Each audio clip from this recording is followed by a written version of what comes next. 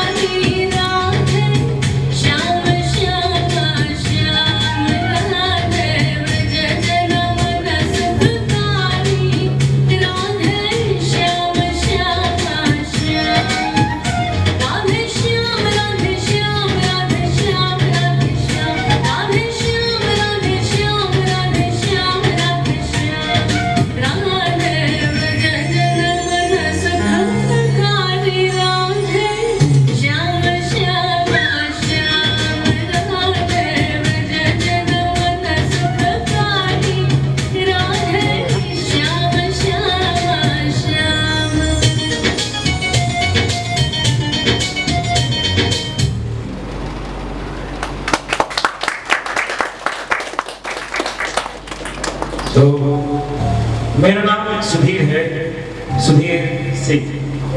लोग, मैं जब पैदा हुआ तो मेरे पिताजी ने नाम सुधीर रखा, मेरे घर वालों ने भी सुधीर रखा। मुझे बाद में ये एहसास हुआ कि मेरा नाम सुधीर क्यों है। मैंने लोगों से सुना कि लोग धीरज बहुत रखते हैं, लोग धैर्य बहुत रखते हैं, लोग घमंडी बहुत होते हैं, लोग पैसे वाले बहुत होते हैं। ये बात में मुझे ये एहसास हुआ कि मेरे अंदर सुधीर ज्यादा है। सुधीर वो जो धैर्य बहुत ज्यादा रखता, धैर्य ज्यादा रखता है और वो सब कुछ पीता है, धीरज बहुत ज्यादा है। तो वैसे तो मैंने यदा यदाई धर्म से बहुत बार करने की कोशिश की है, लेकिन आज इस बार आप सबके सामने हमने उसको उसके साथ में रश्मि रथी को भी भिगोया है। तो आप सबके सामने हमारे जो भी परफॉर्मर्स हैं या जो भी हमारे आर्टिस्ट हैं वो सभी हमारे परफॉर्म करेंगे। सो हमारा पहला चैप्टर है अध्याय 1। मैं उनका आदर्श नहीं जो व्यथा न खोल सकेंगे, पूछेंगे जग किंतु पिता का नाम न बोल सकेंगे, जिनका निखिल विश्व में कोई कहीं न होगा, मन में लिए उमंग जिन्हें चिरकाल कल्पना होगा। हम अध्याय 1 पे हैं। इस अध्याय 1 में आपको यदा यदाई धर्मस्य के कुछ रूप दिखाई देंगे और इसी के साथ हमारा कर्णगाथा रश्मि रथी रामधारी सिंह दिनकर जी का एक किताब के द्वारा और एक अच्छा खासा आपको एक रीडिंग फॉर्मेट, उस रीडिंग फॉर्मेट में आपको हमारे कैरेक्टर्स, कर्ण के कैरेक्टर्स कैसे आते हैं उस रीडिंग के माध्यम में वो आपको दिखेंगे। तो सर्वप्रथम हमारे साथ में है सोनू वालिया।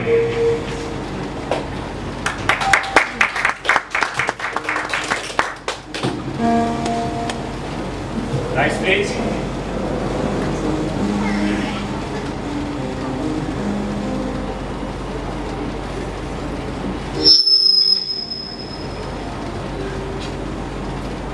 More lights.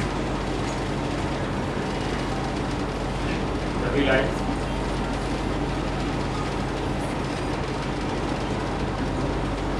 जय हो। जंग में जले जहां भी नमक पुनीत अनल को, जिस नीर में भी बसे हमारा नमन तेज और बल को, किस वृंद पर खिले विपन में पर नमस में है फूल, खुदी खोजते नहीं गुनों का आदि शक्ति का मूल। इसमें जो कहा गया है वो है कि कोई भी पर्सन जो कि बहुत निम्र है, बहुत सहज है, उसको बल की जरूरत नहीं है। वो किसी से भी अपनी बात बड़ी शांति और प्यार से मनवा सकता है। ऐसे बंदे को हर एक बंदा प्यार करता है और उसी को नमन किया जाता है।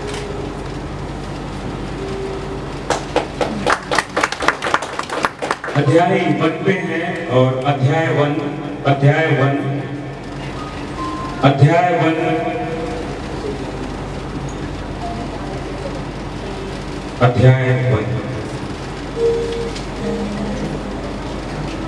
यदा यदा ही धर्मस्य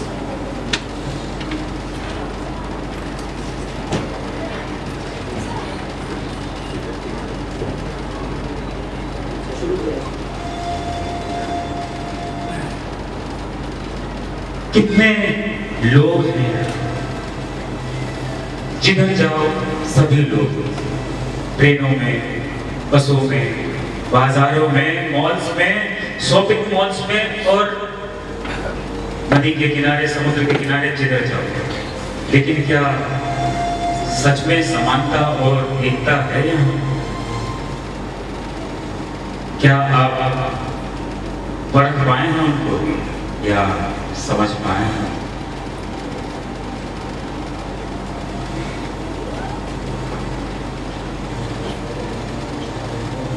दिख रहा इंसान हर जगह, दिख रहा इंसान हर जगह, नहीं दिख रही तो बस इंसान ही है। भीड़ लगी है हर जगह, भीड़ लगी है हर जगह, पर दिख रहा बस भेड़ ही। आज आप सभी लोग यहाँ, अगर आप में से मैं हर किसी एक को तो आप लोग मुझे अपनी अच्छाइयां बताएंगे। आप लोग बताएंगे कि मैं कितना अच्छा हूं, कितना सच्चा हूं। देखिए, अगर मैंने आप लोगों के साथ सिर्फ 2 दिन बिता दिए, सिर्फ 2 दिन, तो आप लोग मेरे अंदर से मेरी बुराइयां देखने लगोगे और शायद तक मेरी इन बुराइयों को दूसरों को भी बताओ। खैर, ये तो हो गई इंसान की बात। अब बात करते हैं इंसानियत। अगर अभी इसी वक्त आप ही लोगों के बीच में, यदि 2 लोगों के बीच में कहा सुनी हो जाए, तू मैं हो जाए, तो आप लोग क्या करेंगे? मैं आपसे पूछता हूं, क्या करेंगे आप? चलिए आप बताइए, क्या करेंगे आप? मैं बताऊं कि क्या करें। उन 2 लोगों के आसपास एक घेरा बन जाएगा, उन्हें रोकने के लिए नहीं, ये देखने के लिए कि किसने किससे क्या कहा, किसने किसको क्या बोला, किसने किसको पहले गाली दी, किसने किस पर पहले हाथ उठाया। कुछ लोग तो ऐसे होंगे जो ये कहेंगे, अरे ये तो बोलते ही जा रहा है, हाथ कब उठाए? आपको पता है, जब बिल्डिंग पुरानी हो जाती है, खंडर हो जाती है, तो उसे जेसीबी से तोड़ा जाता है। जेसीबी एक मशीन होती है जो बिल्डिंग तोड़ने के काम है। कई बार आपने देखा हो, उसके आसपास भी घेरा बनकर खड़ा हुआ उसे देखने के लिए। क्यों? क्योंकि यहाँ लोगों को दूसरे के घर टूटने देखने में मजा आता है, तमाशा देखने में मजा आता है।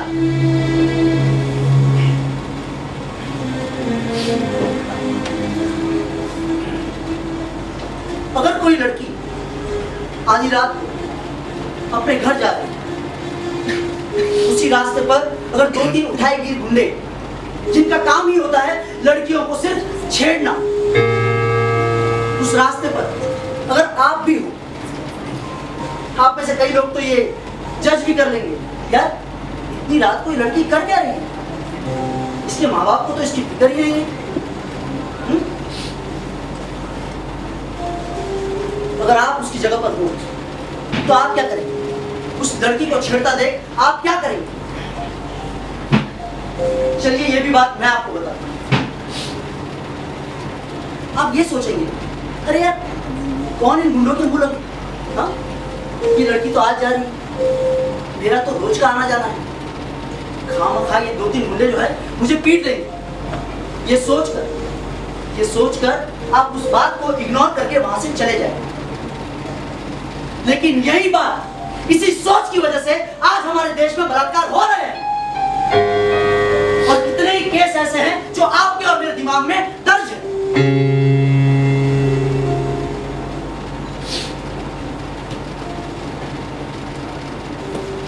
भाई भाई करता यहां हर कोई, भाईचारा नहीं निभाता यहां हर कोई। भाई भाई करता यहां हर कोई, पर भाईचारा निभाता नहीं यहां हर कोई। अरे हमने तो सगों को हंसकर पीठ दिखाते देखा है, हमने तो सगों को हंसकर पीठ दिखाते देखा है, और धर्म भाई को बिन कहे जान छिड़कते देखा है। जिन्हें पता ना हो बता दो, धर्म भाई मतलब माना हुआ भाई।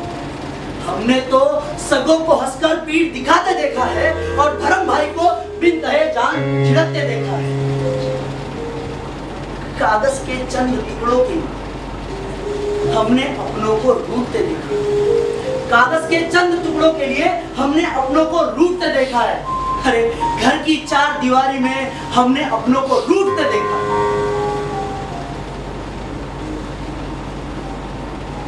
कई बार बचपन में हम सोचा करते कि काश मेरा एक भाई जो मेरा ध्यान रखे, काश मेरा बड़ा भाई हो जो मुझे समझाता, काश मेरी बहन हो। तब पता चला आज की तारीख में एक भाई दूसरे भाई को देखना पसंद नहीं करता। अरे एक दूसरे से चलते हैं, आपस में मिलना पसंद नहीं करते हैं।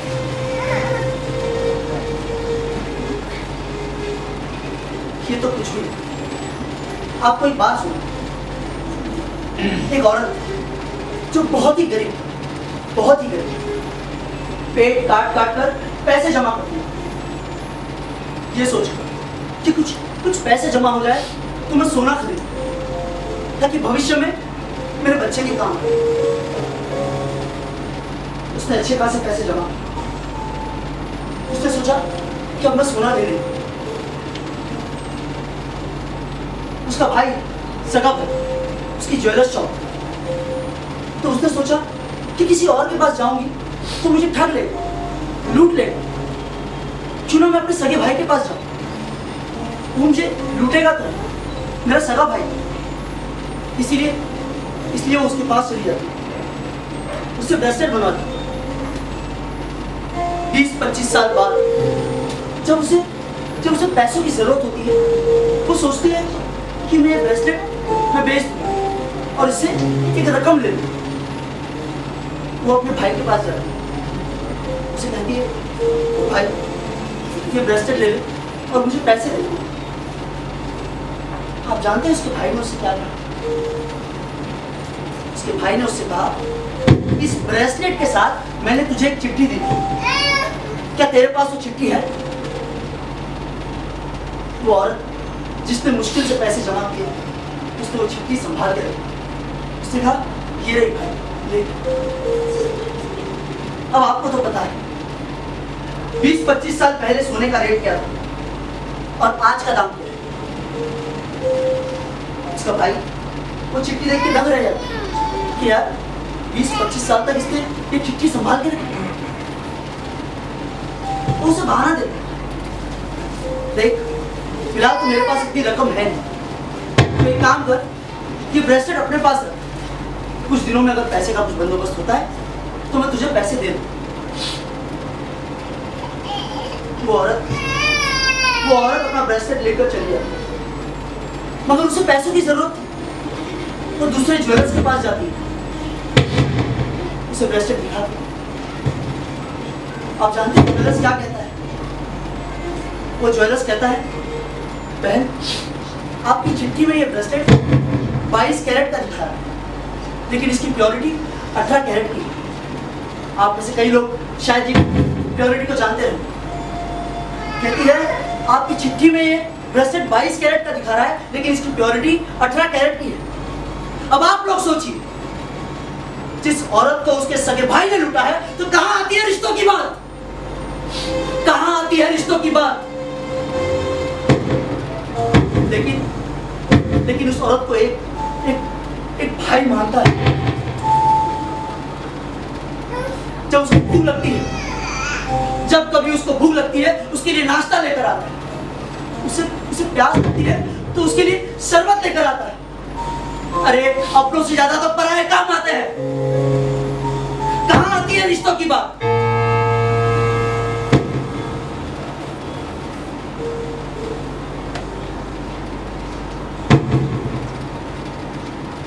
चाहे लोकल ट्रेन, चाहे वो बस की भीड़, चाहे लोकल ट्रेन हो, चाहे वो बस की भीड़, ऑफिस का कोई कर्मचारी हो या फिर नेता की हो कोई सीट, पहुंचना चाहता हर कोई अपनी मंजिल को, पहुंचना चाहता हर कोई अपनी मंजिल को, फिर क्यों ना पूछ ले कोई जीव। आप में से कई लोग लोकल ट्रेन में सफर करते हो। मैं खुद भाईंदर से, जब सुबह सुबह नहा धोकर प्रेस किए हुए कपड़े पहनकर जब मैं अपने स्टेशन पहुंचता हूँ, तो ब्रिज से देखता हूँ कीड़े मकोड़ों की तरह लोग जो है ट्रेन का इंतजार कर रहे होते हैं। उस हर इंसान का एक ही इंटेंशन होता है कि जैसे तैसे वो उस ट्रेन में घुस जाए। अगर वो उस ट्रेन में घुस गया है तो उसे वो सीट मिल जाए, अगर सीट मिल रही है तो उसे विंडो सीट मिले। क्यों? ताकि उसका सफर आरामदायक, वो आराम से अपनी मंजिल तक पहुंच सके। उस सफर के दौरान अगर कोई इंसान गिर भी जाता है ट्रेन पकड़ते पकड़ते, तो कोई उसे उठाता नहीं है, कोई नहीं उठाता उसे, उल्टे 4 लोग उसे लात मार कर जाते हैं। क्यों? क्योंकि उन्हें जो है अपनी मंजिल तक पहुंचना है। यही हाल होता है बस में। जैसे तैसे इंसान अपने ऑफिस पहुंच जाता है। औरों का तो पता नहीं, मगर मैं अपनी बात करूं। जब मैं ऑफिस पहुंचता था ना, मेरा बॉस मुझे देखकर कहता, अरे क्या बात, आज तो नहा धोकर नहीं आया क्या? मैं मन में ही कह देता, सर कभी विराट गाड़ी पकड़ के तो देखिए, पता चलेगा क्या होगा। इंसान ऊंचाई पर पहुंचने के लिए क्या क्या नहीं करता। अपने बॉस को yes sir, no sir, sorry sir, okay sir, अरे सर कहते उसकी जुबान नहीं थकती। क्यों? क्योंकि उसे उस मैनेजर की पोस्ट तक पहुंचना है, उस ऊंचाई तक पहुंचना है जहां पर उसका बॉस है। अरे ये ऑफिस के बॉय की तो बहुत मामूली बात है। यहाँ नेता एक कुर्सी को पाने के लिए किस हद तक गिर जाते हैं मैं तो बोल भी नहीं सकता और सोच भी नहीं सकता।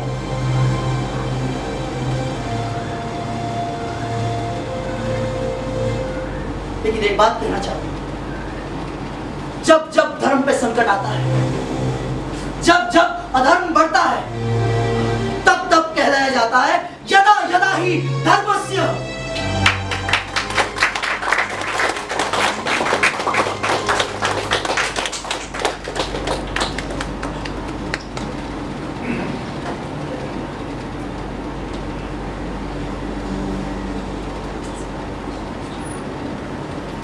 ऐसे रिश्ते हैं हमारे इसी बॉम्बे शहर में, बयान नहीं कर सकते। चंद लाइनें हैं।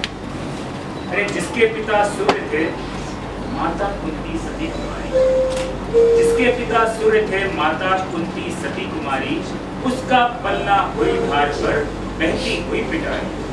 सूत वंश में पला चखा बिने जन्नी का खीर, चखा बिने जन्नी का छीर निकला, सॉरी क्षमा चाहूंगा, चखा बिने जन्नी का छीर निकला कर्ण सभी रूपों में, तब भी न रुकती।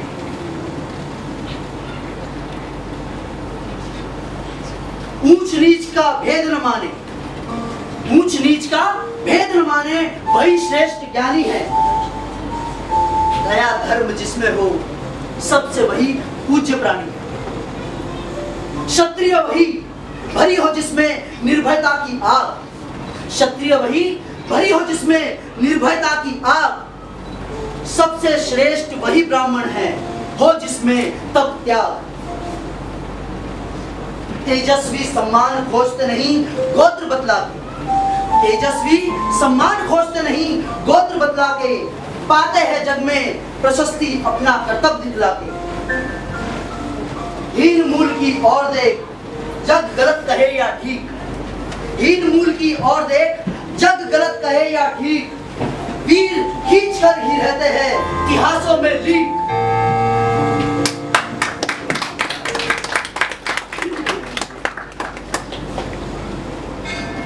तो हम आते हैं अपने नेक्स्ट अध्याय पे, अध्याय 2।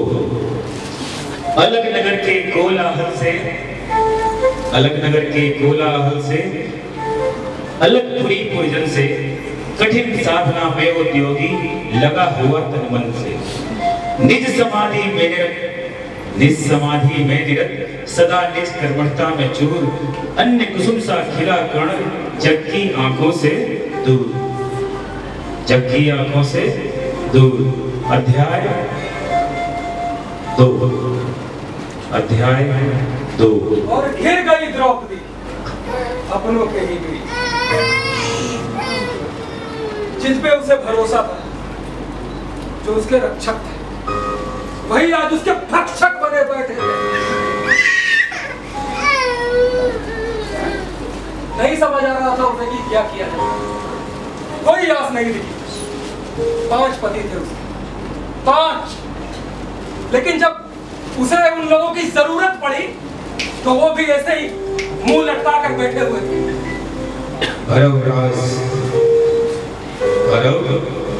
हर तरफ लोग ही लोग थे, हर तरफ लोग ही लोग थे। वो मिन्नतें कर रही थी, वो गिड़गिड़ा रही थी, वो अपनी जान की भीख मांग रही थी, वो अपने जान की भीख मांग रही थी।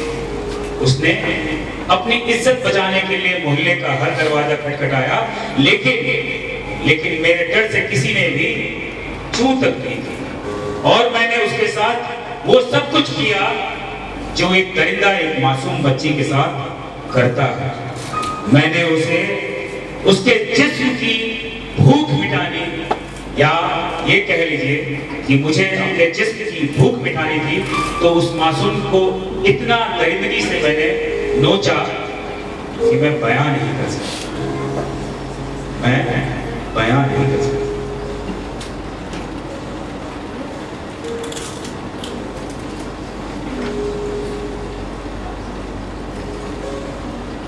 घिन आती है मुझे, घिन आती है मुझे अपने इन बाजुओं से, जिसने मुझे उस कुश्ती दंगल में जिताया। 26 साल का था, अपने गांव में कुश्ती के दंगल में प्रथम स्थान प्राप्त किया, और इनाम स्वरूप मुझे मिला तो विधायक रामाधीर सिंह जी का साथ। एक गरीब इंसान जो हर दिन 15 किलोमीटर पैदल चलता है सिर्फ कूड़े बीनने के लिए, ताकि अपने परिवार का पालन कर सके।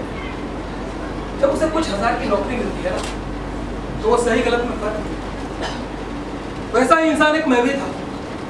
जब मुझे नौकरी मिली, मैं भूल गया क्या गलत क्या सही। उन्होंने मुझे नौकरी दी, 15,000 तनख्वाह, चलने को गाड़ी, और कहा सिर पे, बेटा मेरा हाथ है तुम्हारे सर पर, कभी कोई ऐसी हरकत मत करना तो मुझे हाथ हटाना पड़े, या मुझे अपने हाथ तुम्हारे सर पे होने का शर्म।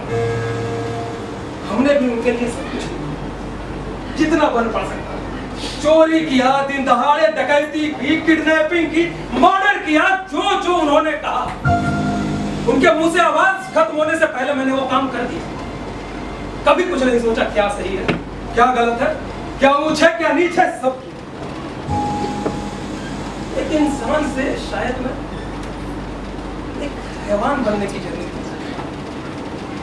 मैं अपने बल से, अपने क्रोध के मत में ये भूल चुका था, तुम्हारे कर्मों का हिसाब तो होना है। आज नहीं तो कल होना है वो देख रहा है, और उसकी लाठी जब पड़ेगी बेटा तड़प के रहेगी। ये बात तेरी समझ मेरी उस वक्त नहीं थी जो आज कारण भी था। मैं कहीं भी जाता था विधायक जी के कहने, कभी मालूम उन्होंने कहा कि जाओ वहां की जमीन खाली करवाई, तो मैं जब अपना काफिला लेकर निकलता था और मेरी खबर फैलती थी कि भूपेंद्र आ रहा है, भूपेंद्र नाम था हमारा, तो मेरा नाम सुनते ही गांव के लोग सभी अपने घर में बंद हो जाते हैं, सड़क पे कोई निकल नहीं सकता। ये रुतबा क्या साख थी हमारी। सड़क पे जाओ, किसी दुकान पे घुस जाओ, जो मन करे वो खरीद लो, पैसों का मोल नहीं था, क्योंकि पैसा कोई मांगता ही नहीं। ठीक ऐसा ही हुआ। कुछ सालों के बाद एक दिन विधायक जी कहते हैं कि बेटे तुम जानते हो राम प्रताप। अब राम प्रताप जो था वो रामाधीर जी का भाई था, उसे मैं भी अपने भाई की तरह मानता, मेरी उम्र का था। वो कहते हैं कि राम प्रताप जो है एक गेस्ट हाउस बनवाने की गुजारिश कर रहा है। हमारे ऊपर उनके इतने उपकार थे कि हमने भी कहा बनवाई। तो उन्होंने कहा कि जिस जमीन पे वो बनवाने कह रहा है ना, वो किसी एक बुढ़े की जमीन है और वो दे नहीं रहा। जैसा कि मैंने आपको बताया कि विधायक जी के हमारे ऊपर इतने उपकार थे कि उनकी बोली मेरे लिए एक आ गया तो दूर की बात है, एक क्या कहेंगे उसे, उनकी बोली मेरे लिए लक्ष्मण रेखा थी। जो उन्होंने कह दिया वो हम करेंगे। तो मैं भी अपना काफिला लेकर पहुंच गया उस बुढ़े के गांव में, और जैसा कि मैंने कहा हम कहीं जाते थे, हमारे जाने से पहले हमारी खबर पहुंचती, और हमारी खबर पहुंचने से पहले वहां के लोग डरते थे और अपने घर में बंद हो जाते, चुप, एकदम शांत, जैसे आजकल के लोग चुप हो जाते हैं सड़क पर जब कुछ गलत होते देखते हैं। हाँ, आजकल लोग मोबाइल लेकर वीडियो जरूर बनाने लगते हैं, उस जमाने के लोग अपनी खिड़कियां खोलकर झांकने लगते हैं। यही फर्क था बस, आजकल का खिड़की मोबाइल बन गया और कुछ फर्क नहीं पड़ता। तो वही हुआ, जब मैं वहां गांव में पहुंचा, देखा कि सड़क पे कोई नहीं दिख रहा, मोहल्ले में कोई नहीं दिख रहा, बस दिख रही है तो खिड़कियों में से झांकती हुई आंखें, छत के ऊपर से झलकते हुए आंखें, और कुछ नहीं। मैं पहुंचा उनके घर पे। अब आप देखो, मेरे जैसा ताकतवर इंसान जो चाहता सीधा गांव में जाता, 4 गोली से आपका सीधा जमीन अपने, लेकिन मैंने नहीं किया। मैंने कहा, गया इज्जत से कहा, चाचा जमीन हमारे नाम कर दो, क्यों विधायक जी से झगड़ा बोल लेते हैं।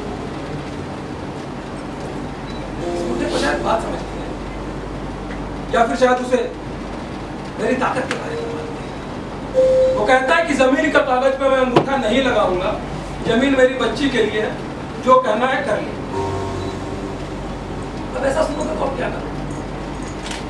आप शायद बात करोगे कि बात करके देखते हैं मान जाए ना माने, लेकिन मैं आपसे पूछता हूं, अगर आपके ऊपर आपके ताकत का गुरूर है तो आप क्या करोगे?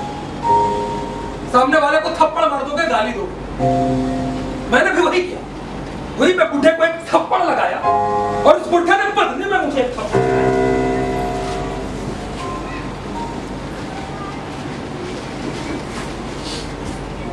जिसके आने की सिर्फ खबर फैलते ही पूरा मोहल्ला कांप जाता है, उसके ताल पे तमाचा।